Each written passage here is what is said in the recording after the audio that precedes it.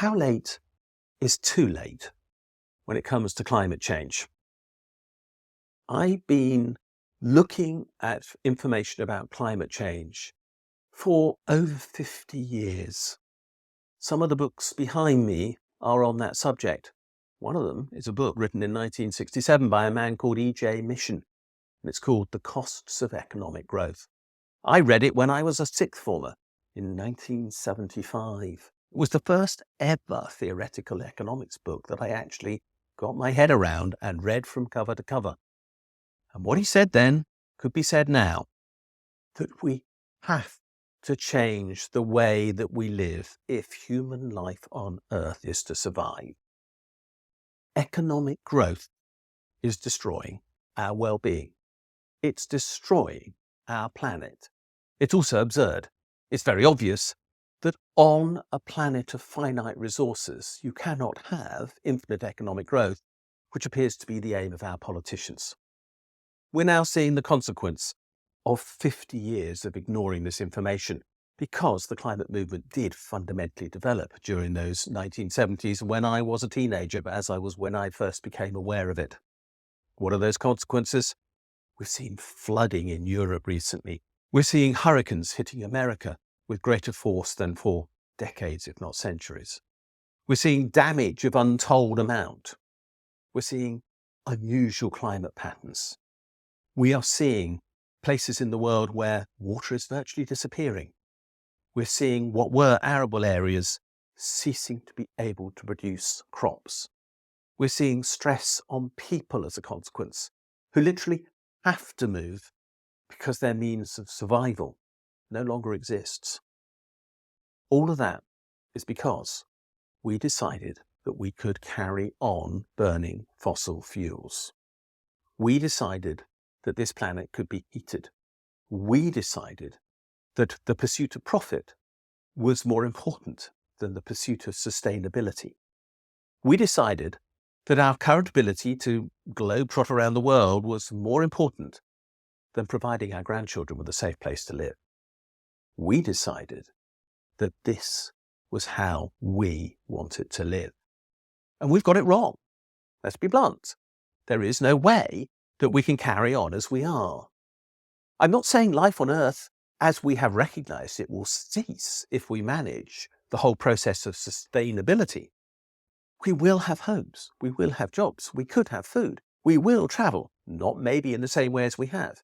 We will consume, but perhaps different goods and a lot more services, because they have, by and large, a much lower carbon impact.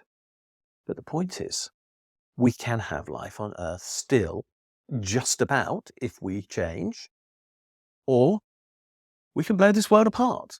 As far as we're concerned, that is. Of course, the world will survive. The world is indifferent as to whether we're here or not. Many other animals will also survive because they can withstand the process of change better than we can, because they don't have the advanced society and infrastructure that we require to support our way of life. But can we survive? My answer is, I don't know. Recently, a whole load of climate scientists have said we have reached the tipping point where it is possible that societal breakdown might happen as a consequence of climate change. I think they're right. Societal breakdown because, quite simply, hundreds of millions, if not billions of people in a planet where there are now around 8 billion of us will have to move because they have no viable home. That we will therefore have to accommodate, or at least in part. That we will have to absorb into our society, because we, in the UK and in Northern Europe, and there will of course be other places where this is also true, have a chance of maintaining life in the place where we are. But can we withstand the strain that this will create? Can our political systems adjust so that the current narratives which hate the other, with the other being defined as the person who wants to come and live in the UK, whoever they might be, can we see changes in those narratives in sufficient time to handle the stress that climate change is going to create with regard to migration? Can we change our consumption patterns? Can we change the attitude of our government when, for example, our government has just decided to invest £22 billion in carbon capture and storage, which is a giant con trick by the fossil fuel industry so that it can keep burning those things that are destroying our planet for a decade or so longer, causing untold harm as a consequence, when that £22 billion would be vastly better spent on reducing our consumption of fuels by insulating homes, providing alternative sources of energy, creating new transport systems which do not pollute in the way that our existing ones do, and on and on. Can we make these changes? I don't know. I wish I could tell you that I do. I used to think I wouldn't be as worried in old age as I was when I was younger, that things would have resolved themselves and I would now be sitting in relative comfort. But I'm not. I'm more worried now than probably I'd ever been. Because I've got through most of my life. Let's be realistic, when you're 66, that has to be statistically true.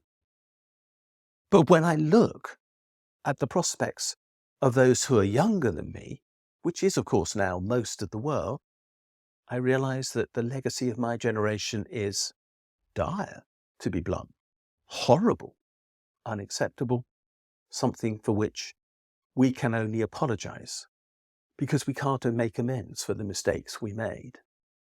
But we can change our patterns of behaviour now. Our government could do a Green New Deal, which would invest in our sustainable future. It could find the money in question. It would be much better spent than putting £22 billion into meaningless carbon capture and storage to simply fuel the profits of big energy companies. We could change our approach to sustainability with regard to food and so many other issues.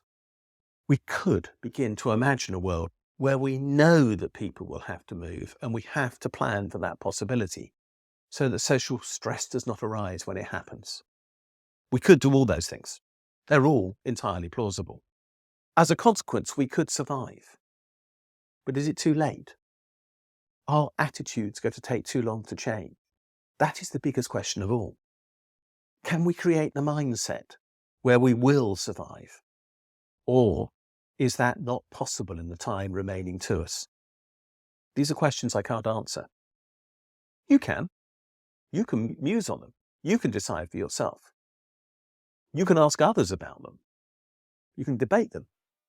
You can, as I am trying to be by making this video, part of the change that we require. But at the end of the day, none of us know whether we're too late or not. We just have to cling on in hope that we might still have a chance. Thanks for watching this video. If you like what you've seen, please subscribe to this channel and push that bell button that tells you when we posted something new. You can also find me on Twitter at Richard J. Murphy. And more importantly, you can follow my blog, the Funding the Future blog.